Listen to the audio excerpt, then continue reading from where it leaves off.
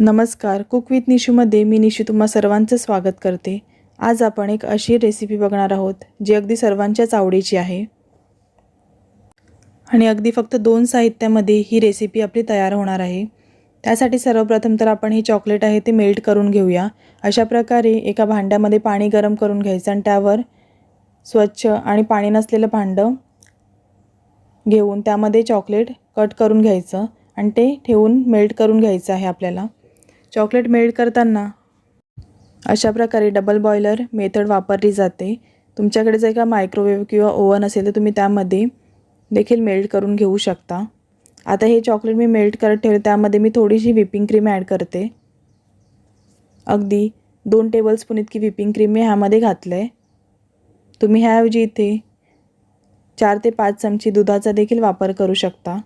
आणि मी हे chocolate कंपाऊंडमधले chocolate घेतले आहे, परंतु तुमच्याकडे जर का नसेल तर तुम्ही 2 ते 3 डेअरी मिल्क घेऊन त्या मेल्ट देखील करू शकता। जितक्या प्रमाणामध्ये तुम्हाला चॉकलेट घालायचं आहे त्याप्रमाणे तुम्ही डेअरी मिल्कचं प्रमाण कमी जास्त करू शकता। आता हे आपण अशा प्रकारे मिक्स करून व्यवस्थित हे मेल्ट करून घेणार आहोत। रेसिपी शूट करताना खूप ती व्हिडिओ हल्ली आहे, कारण रेसिपी शूट करतानाच रिंग लाईटची जी रिंग आहे ती वेगळी झाली, त्यामुळे ती मला काही वेळेला हातामध्ये पकडून ते शूट करावं लागलं आहे।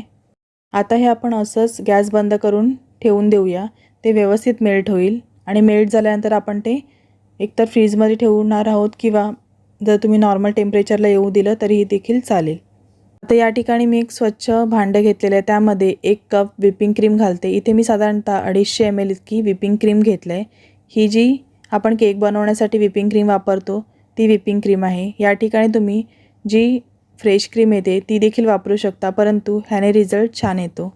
आता ही आपल्याला बीट करून घ्यायची आहे। आपण केकसाठी ज्या पद्धतीची कन्सिस्टन्सी करतो त्यापेक्षा आपल्याला थोडीही स्मूथ कन्सिस्टन्सी ठेवायची आहे, एकदम स्टिफ आपल्याला ही करून घ्यायची नाही। क्रीम बीट करताना कधीही ती एका ठिकाणी ठेवून बीट करायची नाही। अशा प्रकारे सर्कलमध्ये आपल्याला ती क्रीम बीट करत राहायचं आहे, जेणेकरून सर्व बाजूनी क्रीम आहे ती परफेक्ट व्हिप होते। अशा प्रकारे मी एका हाताने भांडं देखील गोल फिरवते आणि मशीन देखील मध्ये मध्ये गोल फिरवते। आणि ही प्रोसेस शक्यतो तुम्ही रात्रीच्या वेळेस करा, कारण आता उष्णता खूप आहे, त्यामुळे जर का तुम्ही ही दुपारी प्रोसेस करायला गेले, तुमच्याकडे AC असेल तर ठीक आहे, अदरवाईज AC नसेल तर ती उष्णतेमुळे क्रीम आहे ती अजून मेल्ट होत जाते। जितकं आपण बीट करणार तितकी ती मेल्ट होते। इतपत स्मूथ आपल्याला हे व्हिपिंग क्रीम करून घ्यायची आहे।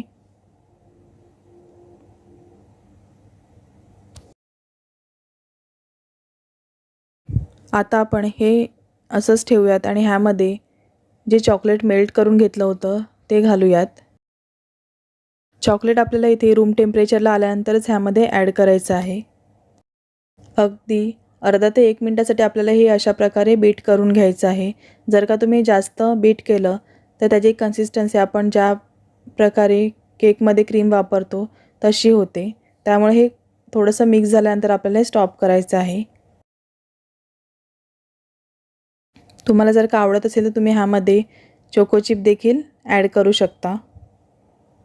आता हे आपण एका एअरटाईट कंटेनरमध्ये ठेवणार आहोत। त्यासाठी मी अशा प्रकारे एक जो जुना माझ्याकडे आईस्क्रीमचा डबा होता त्यामध्येच हे ठेवणार आहे, किंवा तुमच्याकडे दुसरा कोणताही प्लास्टिकचा डबा असेल त्यामध्ये तुम्ही अशा प्रकारे हे घालून ठेवू शकता। आता हे आपण व्यवस्थित सर्व बाजूने एकसारखं करून घेऊयात।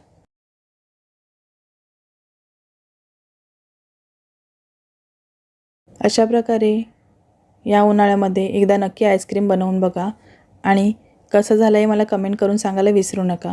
इथे मी स्पॅच्युलाच्या सहाय्याने व्यवस्थित स्प्रेड करून घेतले आहे। त्यानंतर अशा प्रकारे चमचीने सर्व बाजूने असं व्यवस्थित पुन्हा एकदा स्प्रेड करून घेते।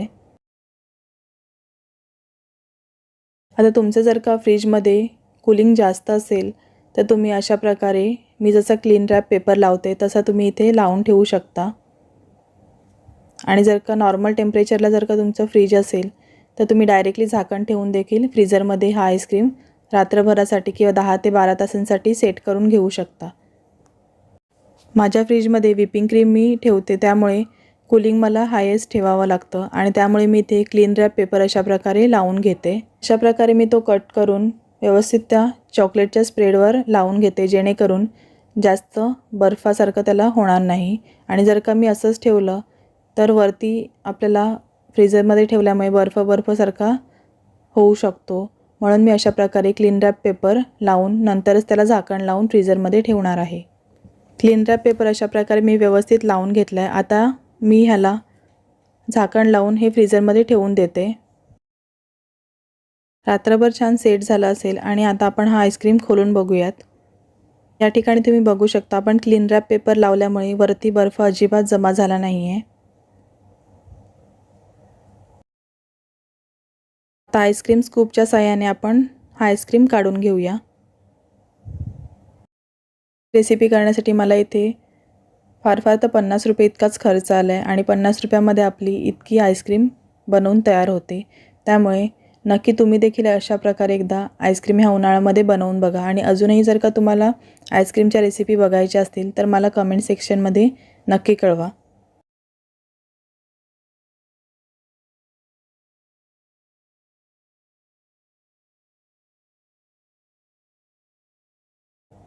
आजची रेसिपी तुम्हाला कशी वाटली हे मला कमेंट सेक्शनमध्ये नक्की कळवा. आणि अशा प्रकारे नक्की एकदा आईस्क्रीम बनवूनच बघा. आता माझ्याकडे एक्स्ट्रा चॉकलेट आहे, त्यामुळे मी ह्यालावरती थोडंसं गार्निशिंग करते. अशा प्रकारे चॉकलेट मी मेल्ट करून घेतले आणि स्प्रेड करून घेते, जेणेकरून दिसायलासुद्धा छान दिसते.